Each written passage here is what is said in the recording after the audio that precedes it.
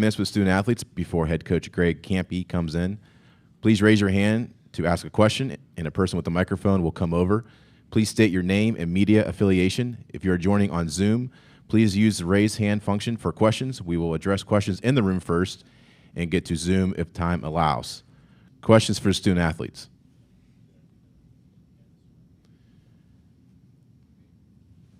Jim. Thank you, Jim.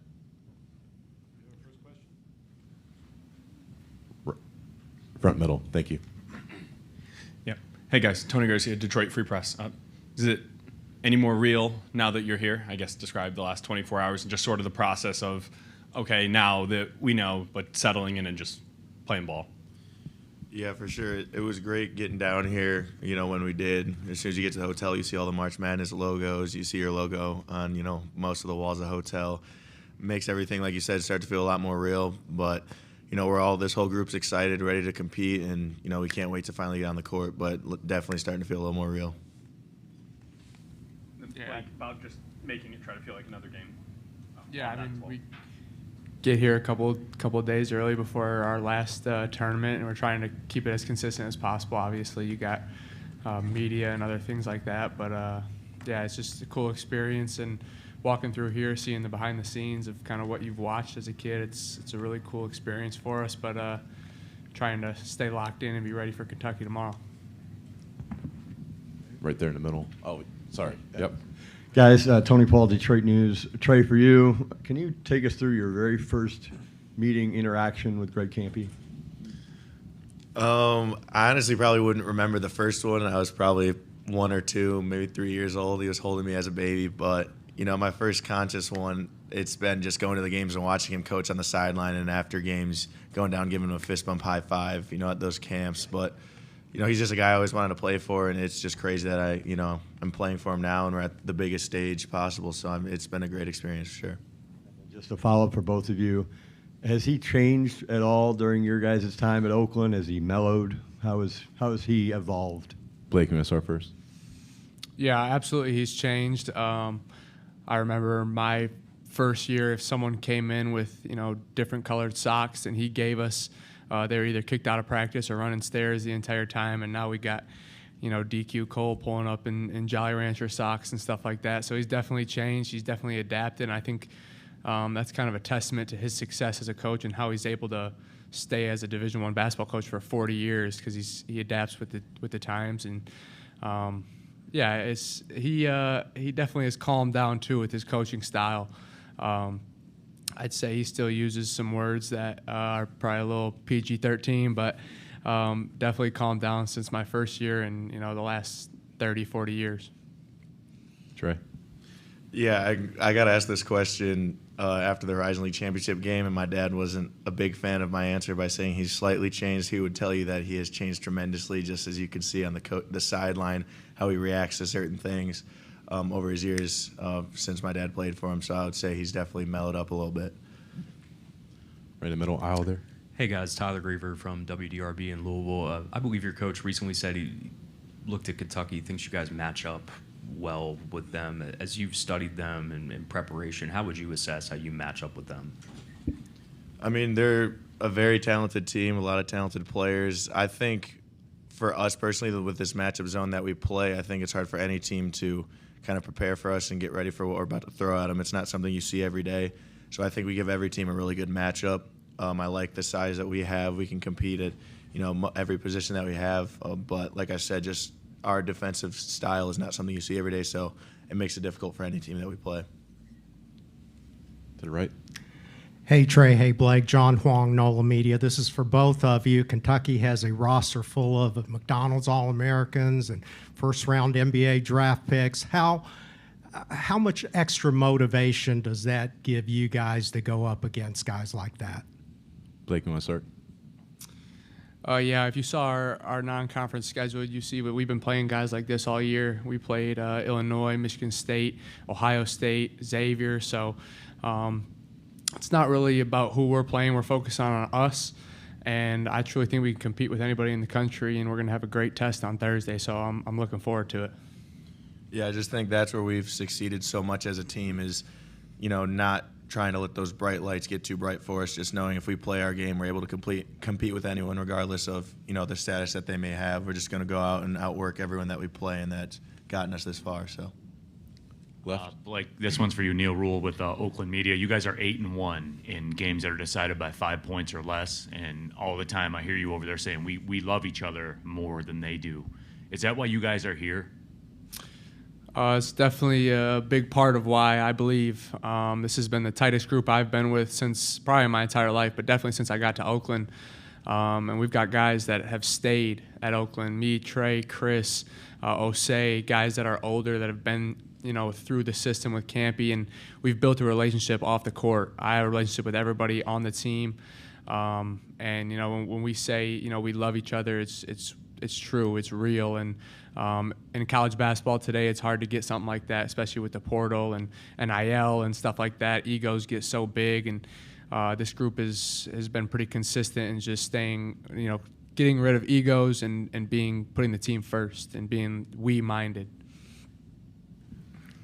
Kevin Gorman, Pittsburgh Tribune Review. Trey, given your family connections to Oakland and your experience there, what's it like to, have a chance to play in the NCAA tournament? What does that mean to you? I mean, this whole journey of being a part of Oakland has been just such a dream come true. Not one moment is more special to me than another. Just being able to wear this uniform, that this Oakland University uniform, and represent this university that I've been around my whole life. That, like you said, both my parents were a part of and played basketball here. It's been such a special thing for me. This year, obviously it's been such a wild year. I've just been trying to really appreciate every single moment with these guys. Like Blake said, this is a close group of guys I've been around, and I've tried not to get too ahead of myself, not think about the future, because, these are the greatest years of your life. And my parents always told me that, college would be the greatest years of my life, and they truly have. So getting this team to the tournament, that's something that I've always wanted to do, and to do it with these guys, I couldn't have asked for a better year so far. With Kentucky having a lot of connections to Pittsburgh, with Calipari being from here and a couple of the players from here, a lot of times, a smaller school will be considered the underdog and maybe the fan favorite. Do you feel like you have a chance to win this crowd over? Do you feel like there's going to be a very pro-Kentucky feel to the game? Is that for me or either one of you? Sure, you can start. Oh, I mean, obviously being the 14 seed against the 3 seed like Kentucky, you're always going to be considered the underdog, but I think everyone loves a good underdog story. I think we're very capable of, beating a team like this, and I think that just draws to the underdog story even more, as people genuinely believe we can do it. We all believe we can do it. Our whole staff believes we can do it. That's really all that matters when it comes down to it, though, is what the people in, our locker room, our circle believe in, and I know we all believe we can do it, so we're just excited for the challenge. Blake? Yeah, I think we're all fully prepared that it's probably going to be an away game tomorrow.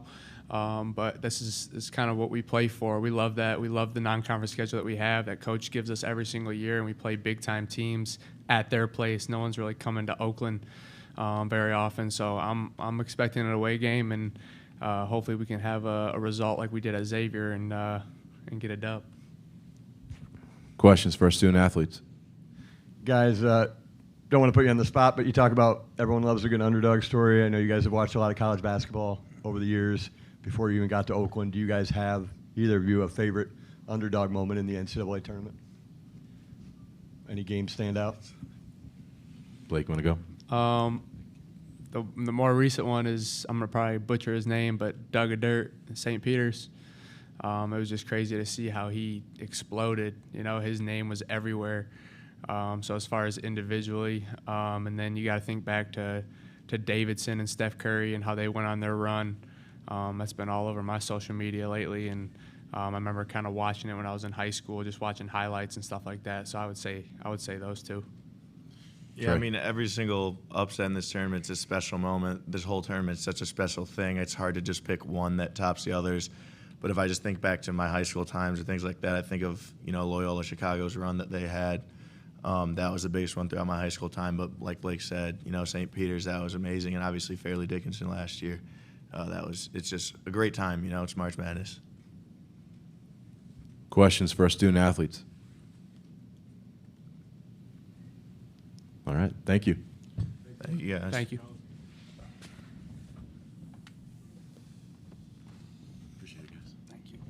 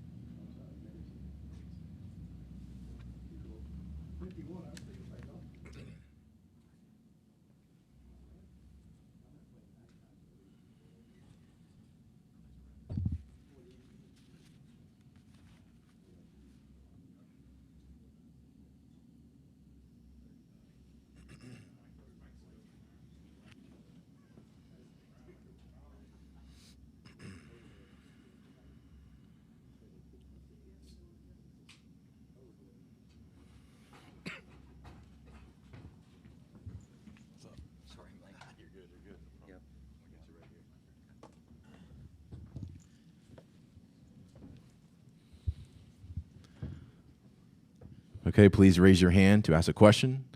And a person with a microphone will come over. Please state your name and media affiliation. If you're joining on Zoom, please use the raise hand function for questions. We will address the questions in the room first and get to the Zoom if time allows. Questions for Coach Campy. Greg, Tony Paul with the Detroit News. Nice to meet you. Ask the players this, and you've talked about, you've done a ton of radio interviews this week, and you've talked about how you've changed, but you know, with the player stuff, the player control, letting them wear their own shoes, letting them wear their different color socks, letting them be them as opposed to all uniformity maybe years ago. What made you change that? Was that just kind of out of necessity given where the game is going? Absolutely, Tony. I you know, many people know Tom Izzo and I are really close friends, and we talk all the time, and he and I have discussed this on numerous occasions. You know, our generation of coaches was, you know, really strict rules. You know, we're a team, and that's what we're teaching about the team concept and that. And Steph Curry goes out and is the MVP of the NBA Finals wearing purple green or some shoes. And, you know, how am I going to sit there and tell our kids we can't do that? So, you know, I think that you have to change in this business. And over the 40 years, there's been a lot of change. I just think the last 3 or 4 years, it's really, really been noticeable that you have to change if you're going to survive in this. And so one of the things that I've decided to do is come up with some non-negotiables. You know, there are non-negotiables. There's 3 or 4 non-negotiables. And as long as I'm, you know, allowing them to do other things, they're going to have to follow those non-negotiables. And they're simple ones, you know, not being late, all the things that you have to do to be successful in life. So, yeah, I've changed quite a bit, and but it was out of necessity. I mean, I want to keep doing this. I wanted to keep doing this for a long time. So I don't want to be that grumpy old man. To the left, second row. Yeah. Hey, Greg. Tony Garcia, Detroit Free Press. You obviously know John Calipari in Kentucky quite well, but now you know that that's who you're playing. What did you learn maybe about them the last 48 hours that you didn't know, or anything that makes you feel even more like you got a chance? Well, because of the friendship, you know, you follow your friends, you follow those teams. So I watched their LSU game. I watched, you know, a couple preseason, you know, non-league games, and I knew they're an unbelievably talented young team. But for one of the differences in his team this year is he's got a senior that's averaging 20 a game, and you know, so that's probably what has solidified them as a national champion contender, and they definitely are a national champion contender. Their athleticism, and then I think the other thing that's a little different for his team this year is, man, they can shoot it. I mean, #1 3-point shooting team in the country. So yeah, those are what keeps me up at night. You know, trying to figure out how to stop that stuff. Questions for Coach? Back there, to the right.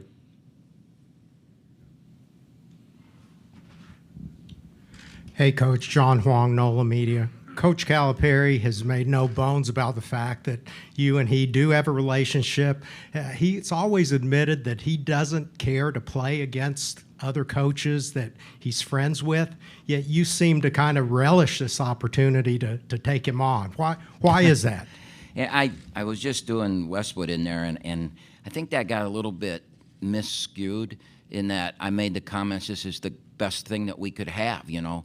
It's not. It's a compliment to Big Blue Nation. It's a compliment to Kentucky. You haven't seen Oakland play at Rupp Arena. We play everywhere in the country. We haven't been there because of the friendship. But getting Kentucky in this tournament is the greatest thing for Oakland because we cut the nets down on our league tournament. We got to stand under the confetti. We got our moment, and now this is all house money, right? So we come into this tournament, wouldn't you want the spotlight to play the best the reason this is such a good matchup for us is because you're the best. Kentucky is known as the best program in the it's arguable, but many people. You have the greatest fan base in the country. There's no argument with that. I think you have, Izzo and he, to me, are the two best coaches in the country. And we're playing at prime time, 7 o'clock, CBS. We're not on True or whatever. We're on CBS at 7 o'clock. Why wouldn't Oakland want that? This is our chance to step into the spotlight and shine. Now, could we fall on our face? Sure we could. But why would we want to run from that? Why would I want to play some team that we might have a better chance to beat? Right? I want the best, and we got the best. So that's what those comments were meant to be. Left, second row. Greg Neal Rule with Oakland Radio. This is the fourth time in 20 seasons that you've taken Oakland to the NCAA tournament. Kentucky knew they were in when they went into the SEC tournament. You guys, though, a regular season Horizon League championship, your fate is still determined by 3 days in March. As the 1 seed, do people understand how difficult it is as a mid-major to get into the NCAA tournament without that safety net? No, they don't. I don't think administrators understand. I got a boss that does, which I'm lucky, but I don't think administrators do that. Surely fans don't. 21 of the 32, is it 32 leagues? 21 of the 32 first place championship number 1 seeds got beat in their conference tournament. 21 of the 32. It's the hardest thing there is to do. Is it fair? A lot of people say, well, yeah, it's fair because that's our championship, right? That, like I said a second ago, cutting the nets down, the confetti, we got to experience that. And so that conference tournament for us is what this tournament is for the Kentuckys and Michigan States of the world. Now we also have a chance to go do something special, right? We have a chance to change my players' lives. If we win tomorrow night, it will change my players' lives. In 2016 or 17, we're playing Michigan State. They're number 1 in the country. We've got the ball down 2 with 5 seconds to go, and a pro that I had, Kay Felder, shoots a shot. It gets fouled. It rolls around the rim, and if it goes in, we beat the number 1 team in the country. It would have changed Oakland. It would have changed our lives. It would have changed those players' lives. This group has another chance to do that for Oakland University and for themselves. So, yeah, it's hard to get here, but when you do, look at the opportunities you have. This is a holy grail for mid-majors, all right? It is. And I've said this many times over the last week. The NCAA basketball tournament, and please don't change it. Please don't change it.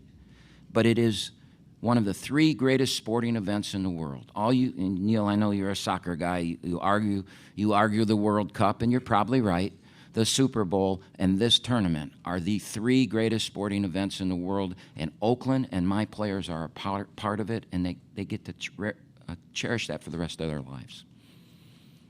To the left or right by the aisle. Coach Mike Larson with the Pittsburgh Business Times. Since RMU joined the Horizon League, you've gotten a chance to play in Pittsburgh, at least in the region, a few times, playing against Coach Cal, who's from here. Can you talk a little bit about getting a chance to play on this stage in Pittsburgh? Yeah, I'm a big Pittsburgh guy. I come here a lot. We used to play Pittsburgh all the time when Jamie was here and Ben. And we had some great games here. We lost to them. I started shaking. We practiced over there today, and I started shaking when I walked in that building because they beat us twice in overtime. So the baseball stadium here, I'm a big baseball guy. I've gone to every stadium in the country but 4, and I think it's one of the 3 top stadiums. So I love this area. All right, food's good here too. And so when Robert Morris got in the league, I really liked that. Andy Toole's a hell of a coach, a great friend. So coming here and then putting on top of it that Cal's from here, this is his hometown and Moon Township and all that kind of stuff. It's just kind of really neat that we have the opportunity to do this in Pittsburgh. It sure beat going to Spokane, Washington or Salt Lake City or someplace like that. We're going to have a really good contingent of Oakland fans here tomorrow, and I don't think that would have happened if we were somewhere else. So I'm really, really happy with the draw, which is another reason I was glad we got Kentucky. Right there on the left. Yep. There you go. Kevin Gorman, Pittsburgh Tribune Review. Thanks for doing this, Greg. With facing Calipari here with Kentucky having a couple Pittsburgh area kids and himself and Orlando Antigua having pick ties. You come in as, like you said, playing with house money as the underdog. What's it like to feel like there's a chance you could maybe win over the crowd, even though it may be pro Kentucky at the start? And how much do you remember of Fang Mitchell and Coppin State doing that here back in '97? Yeah, well, I think it's good and bad that they have those Kentucky kids, because I've found out through the course of doing this over the years and having players going back home, sometimes that's not good. You know, sometimes they get a little bit nervous. First shot doesn't go in, they press, which I'm hoping might happen tomorrow night a little bit, just a little. But so in 2011, maybe, we're playing Texas in the NCAA tournament, and Kansas was in the same region, and those two schools don't like each other a lot, right? So we're playing Texas, and we have a chance to win the game. In the last 5 or 6 minutes of that game, that arena was all Oakland. It was unbelievable. You know, I mean, people that didn't even know where Oakland was up cheering every time we scored. I mean, it was crazy that the underdog in this tournament, it's what makes this tournament so great. The underdog, everybody in those stands. Oh, sorry. It's probably my kids.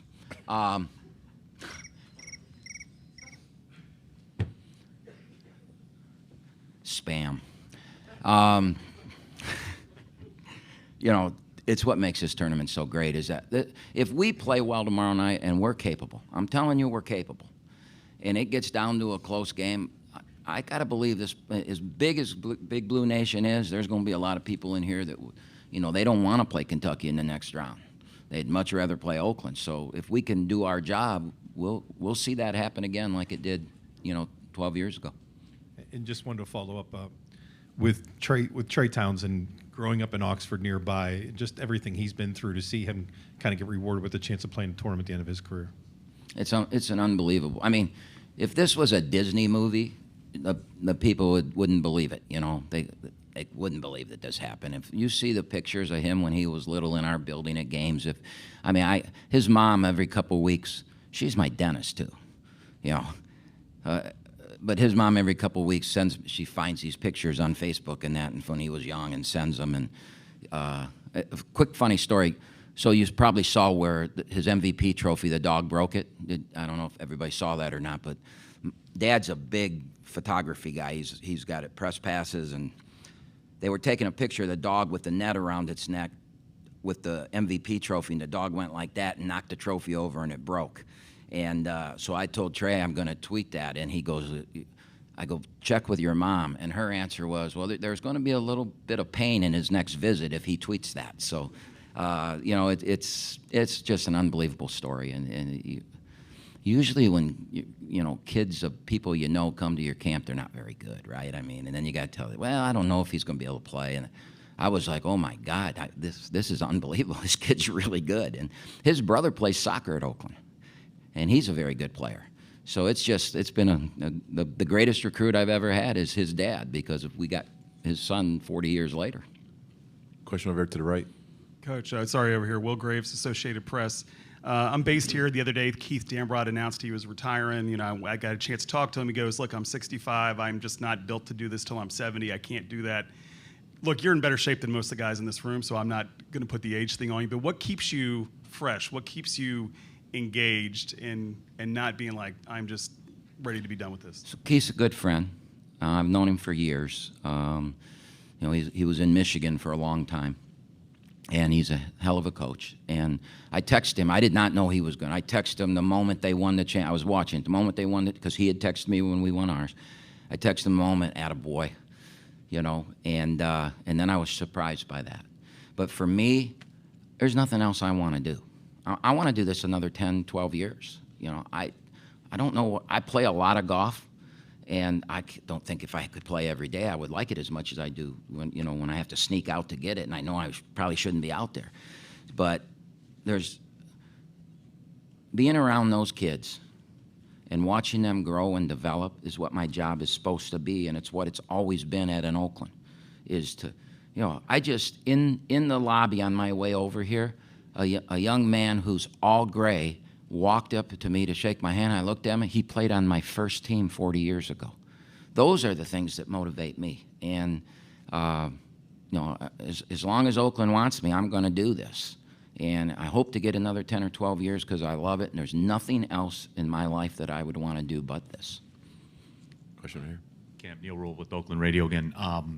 As we talked about before, 4th time in the NCAA tournament, and I've asked you this in the past, but we're here again, so I'll ask you it again. You took this program from Division II into Division I. Now you've been in the NCAA tournament 4 times. You played Carolina, you played Pitt, Texas, now Kentucky. Would you believe that your first day on campus at Oakland University? If someone came there and told you this is what's going to happen, would you have believed that? No, absolutely not. And would I believe I'd still be here in 40 years? No. I'm just lucky. I'm lucky. I really am lucky. I've just, everything's fallen in the right. That doesn't mean we haven't had bad times and hard times and things like that. We have. I mean, I've had 5 NBA players in the last 15 years, and 3 of those NBA players didn't get to the NCAA tournament. You coach an NBA player at the mid-major level and you don't get to the NCAA tournament, you got to question yourself and that. So there's been some, we went 4 straight years in our conference tournament where we lost a single possession game that kept us out. And those teams were good. We were number 1 seed and lost, and then we went to Clemson and won in an NIT game. That team was good enough to win NCAA tournament games, but we didn't get the chance. And that's what I'm stressing to my guys this week. You've earned it, and you've got the chance to change your lives, to do something special. So, yeah, I get where you're coming from with the question, Neil, but it's really, I'm just fortunate. That's it. I'm fortunate to be here today. I'm fortunate to have these great kids around me, and, I've been very lucky. Our last question in the room is going to go here, then we're going to go one Zoom. Greg, you mentioned you don't want to see the tournament change, expand, whatnot. I'm sure there are a lot of people that like hearing you say that, but why, when that theoretically could make it easier for you to get to this tournament? Oh, it's not. It's not. The only reason I would be for expansion to the 96 or whatever they're talking is to keep us in it. Then I'm for. If that's the only way we're going to stay in it, then I'm for it. Okay. What I'm saying is don't keep us out. We're what make this tournament. The little guy. Why does everybody love Hoosiers, right? The greatest movie. Why? Because the little guy. And today is the anniversary of the day that Jimmy Chitwood in real life made the shot. I don't know if you knew that or not, but it is. Today's the anniversary where Milan beat South Bend 33-31 or whatever the score was, and Jimmy made the shot that turned into the movie Hoosiers. That's what college basketball is. That's why it is one of the 3 greatest sporting events in the world. And just don't let the Trey Townsend, Jack Golke, Blake, they could be Jimmy Chitwood tomorrow night. Don't take that away from us. Our last question is going to come from Zoom. Chris Idle.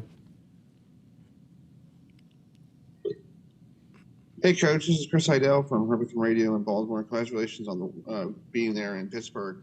If you beat Kentucky tomorrow night, is that going to be your biggest win ever in your career? I think it will be the biggest win in Oakland's history. I don't like talking about something that might happen. I'd rather talk about, the things that have happened. I think because of the stage and because of what I answered your question earlier, I think it would have to be. But me personally, my dad played football at Michigan. My brother played football at Michigan. The first word I ever said in my life was Michigan, which those famous broadcaster from Michigan used to call him. My dad taught me that for some reason. I grew up in Michigan's football stadium. So for me personally, when we beat Michigan, that was the greatest. I don't know if that would ever get matched because of what that meant to me in my life growing up and what the University of Michigan was to our family and that. So for me personally, that's probably will be the proudest moment of my life because I got to call my parents and, brag a little bit. So, but for the university and for these players, yeah, that if we could do it, yes. Thanks, Coach. Appreciate your time. All right. Did anybody in here know that today was Jimmy Chitwood's anniversary? See? All right.